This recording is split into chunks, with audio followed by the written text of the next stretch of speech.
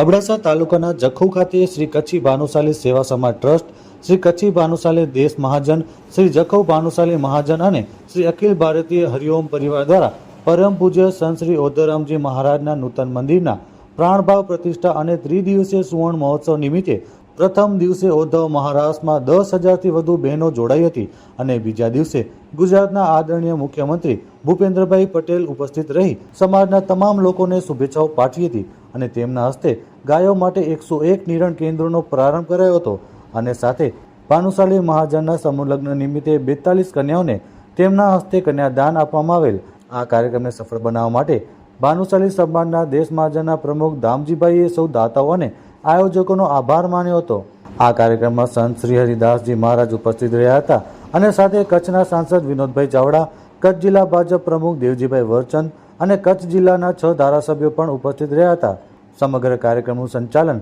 પરેશ ભાનુશાલીએ કર્યું હતું અને આભાર વિધિ જયેશભાઈ ભાનુશાલીએ કરી હતી। ત્રિદિવસીય પરમ પૂજ્ય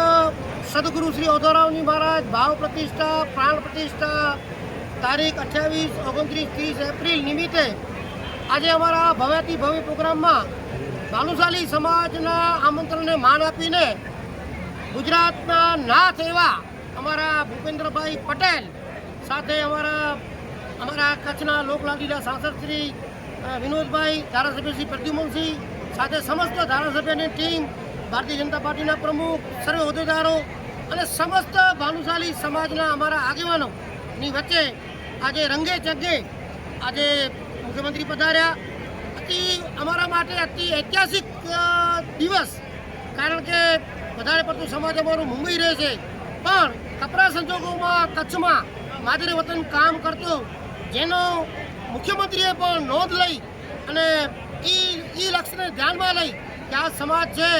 એ મહાજનની પરંપરા નિભાવે છે, એટલે મહાજનની પરંપરા નિભાવવાનું આભાર વ્યક્ત કરવા માટે આજે મુખ્યમંત્રી પણ અમારી વચ્ચે આવ્યા અને અમારી સમાજના જે વખાણ કર્યા એ બદલ હું દેશ મહાજનના પ્રમુખ વતી એ સમસ્ત પધારેલી ટીમનું હું અભિવાદન કરું છું। મારા જ્ઞાતિજનો પણ જેટલા બધા પધાર્યા એ પણ હું બધાનો હું અહીંયાથી આભાર વ્યક્ત કરું છું। પત્રકાર મિત્રો, આયોજકો, તમામ પાર્ટીના જે વરિષ્ઠ પધાર્યા હશે એ સર્વેનું હું અત્યારે આભાર વ્યક્ત કરી આ પત્રકારો મિત્રોને પણ, અને ખાસ તો મેન તો વાત અમારી એ છે કે અમારા વડાપ્રધાન શ્રી અમારા નરેન્દ્રભાઈ મોદીએ પણ અમને એવો શુભ સંદેશો આપ્યો કે જાણે એ અમારા સમાજના જણ હોય, જાણે ભાનુશાલી સમાજમાં કામ કર્યું હોય, એ અમારી પ્રવૃત્તિઓને વખાણી અને અમને જે સંદેશો આપ્યો, તો હું મુખ્યમંત્રી પ્રધાનમંત્રી શ્રી નરેન્દ્રભાઈ દેવ પણ સમગ્ર સમાજ વતી આભાર વ્યક્ત કરું છું। આપ સૌનો આભાર વ્યક્ત કરું છું। જય ઓધવરામ, જય વાલરામ। મારું નામ કૈલાશ તુલસી ગજરા, શ્રી કચ્છી ભાનુશાલી સેવા સમાજ ટ્રસ્ટ, જે સમગ્ર કચ્છી ભાનુશાલીઓની માતૃ સંસ્થા, જે લગભગ 97 વર્ષ જૂની માતૃ સંસ્થા અમારી સૌની, એનું આ સંચાલન નિમિત્તે અહીંયા કચ્છમાં જખૌ ખાતે જે અમારા સંત શ્રી ઓધવરામજી બાપાની અહીંયા જન્મભૂમિ છે, અહીંયા 28, 29 અને 30 એપ્રિલ એટલે ત્રિદિવસીય મહાઉત્સવ, અમારા માટે એક મહાકુંભ જેવો આ ઉત્સવ છે। તેમાં બાપા ઓધવરામનું મંદિરનું ભાવ પ્રતિષ્ઠા સાથે સાથે અમારા જે